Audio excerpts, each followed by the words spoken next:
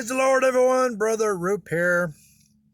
We are in a very exciting part of chapter 12. If the preceding 20 verses haven't been exciting enough. But this is a really, really great chapter, as you're finding out. One of my favorite chapters in the Bible.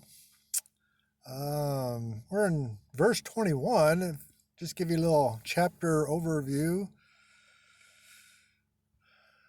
King Agrippa started the chapter off by killing the Apostle James because he was blaming Christians about the drought that was prophesied by the prophet Agrippa.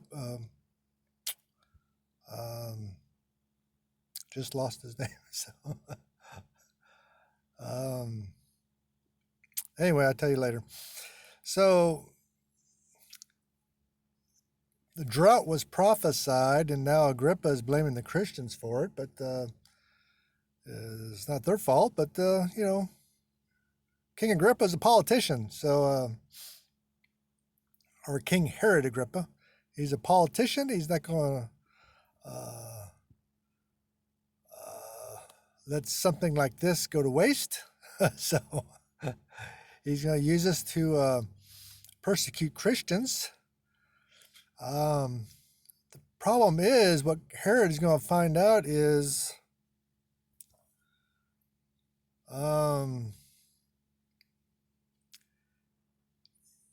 you could persecute Christians, but those Christians have a king.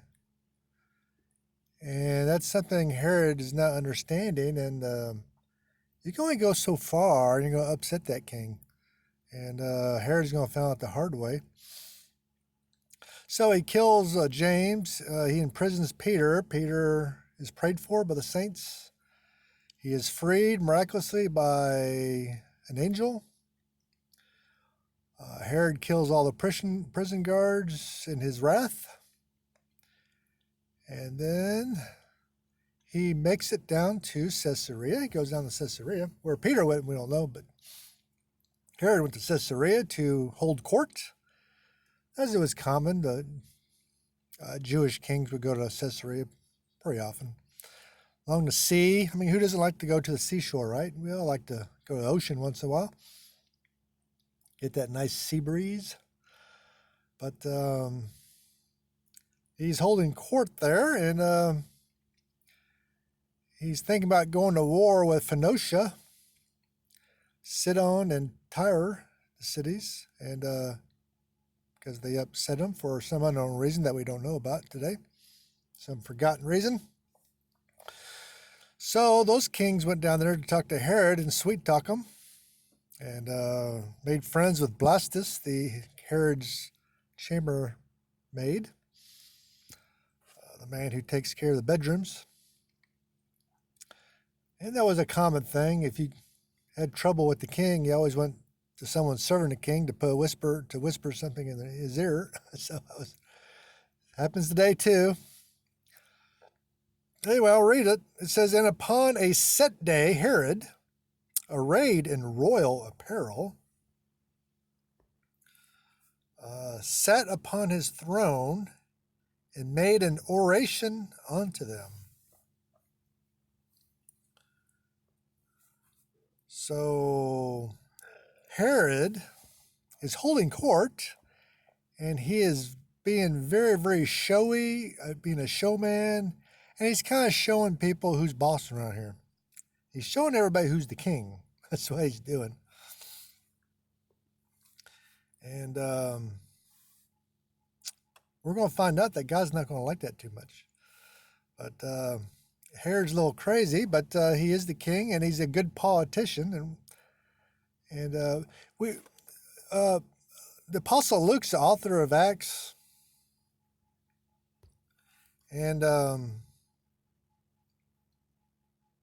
he doesn't tell us anything about what's going on here. He doesn't really explain it.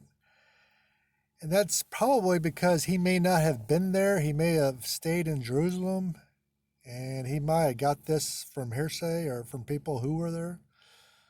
So, but anyway, and upon a set day, Herod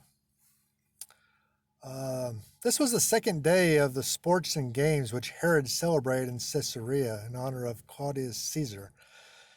See, while he was there in front of all the merchants and politicians of that day, he had a big celebration in honor of the emperor. Now, Herod may be crazy, he may be evil, but he was a good politician. Let me tell you, he was a very good politician. So he's created this big celebration in honor of the emperor. Of course, knowing that sooner or later the emperor will get wind of it and maybe reward Herod with extra lands or something. But anyway, Josephus, the Jewish historian, does tell us quite a bit about this day. Luke doesn't, but Josephus does. And in his account, in his book called Antiquities of the Jews, if you want to look it up, it's book 19, chapter 8. It is Antiquities of the Jews. You can buy that book today. And Josephus writes, I'll quote him, "Now when Agrippa had reigned 3 years over all Judea, he came to the city of Caesarea, which was formerly called Strato's Tower, and there he exhibited shows in honor of Caesar, upon his being informed that there was a certain festival celebrated to make vows for his safety. At which festival a great multitude was gotten together of the principal persons and such as were dignitaries throughout his province. On the second day of which shows, he put on a garment made wholly of silver." Wow, that must have cost a lot of money, but he's using the taxpayers' money at the day, so he didn't care.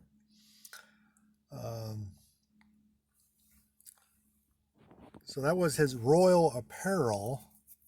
And it's the second day of this festival.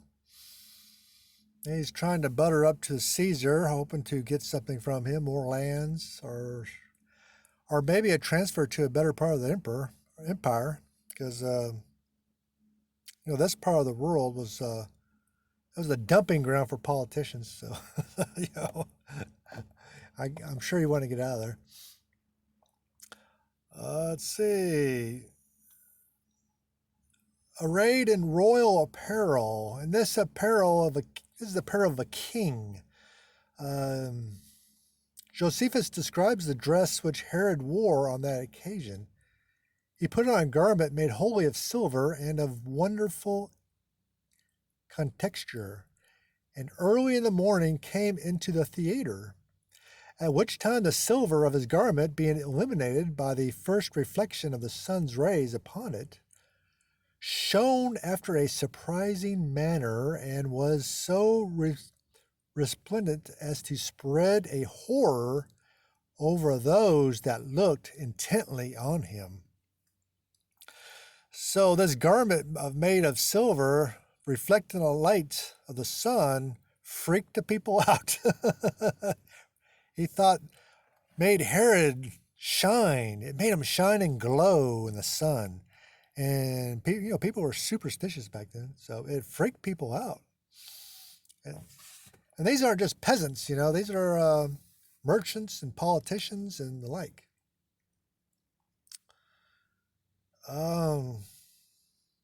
It says he sat on his throne. Now, this doesn't really mean a throne in the sense of that word, but a high seat in the theater, which he sat, and from where he could have a full view of the games and sports that he had organized. And from that place, he made this speech. Unfortunately, that speech, the nature of the speech has been lost. We don't know what the speech was about, which is a shame. It's too bad we don't know what the speech was about. And Josephus later says, and the people gave a shout.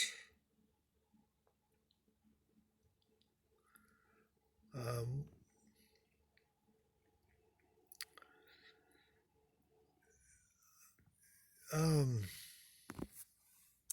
that's they gave him a well, he made a speech and they gave him applause. Um, and he gave him a big shout. Of course, what else are you going to do? He'll have you executed if you don't. But this royal apparel just really freaked people out, and he's trying to make himself seem supernatural. He's trying to show everybody he's the boss. But he just came off a time where he just killed a bunch of Christians who were members of the real boss, a God in heaven who sits on a real throne, not a man-made throne, but a real throne, and he's making God angry. He just killed a bunch of his Christians, and now he's making people think he's supernatural in some way. As we're going to see, God's going to put Herod Agrippa in his place and let everybody know who's the real king. And we'll be seeing that in the next videos. Thank you. God bless you.